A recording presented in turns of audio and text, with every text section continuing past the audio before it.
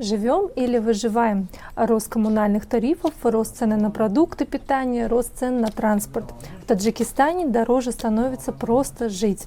Средняя зарплата по столице составляет 1200 сомани, и этого с трудом хватает на проживание одной семьи. А что делать с одеждой, с квартплатой, обучением и развлечениями? Но, как показал опрос мнения на улицах столицы, никто сильно не жалуется.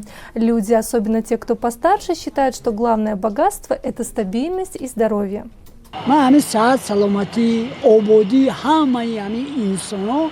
برای من بایگری دنیا همین روز در میکشم 20 50 باشه هم بگم خدا عیبو کام نکنه بایدا вообще авас ندارم. برای چی؟ چی در کار بای باشه هیچ کار پسر نمیکنه، نه پدر مادر تا نه هیچ کس دیگه. می سوم داری و میخری میگردی که فقط در کار نیست، میونه خاکسار خوب در کار.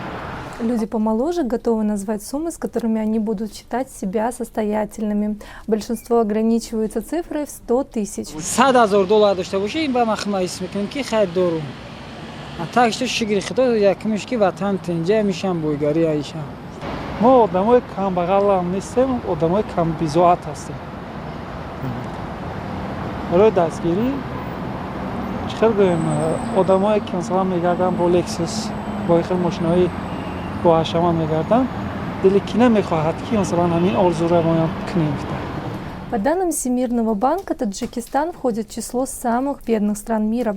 А вот согласно Всемирному рейтингу счастья, таджикистанцы чувствуют себя лучше, чем иранцы, китайцы или, скажем, жители Туниса. Исследователи отдали нам 80-е место из 156 стран.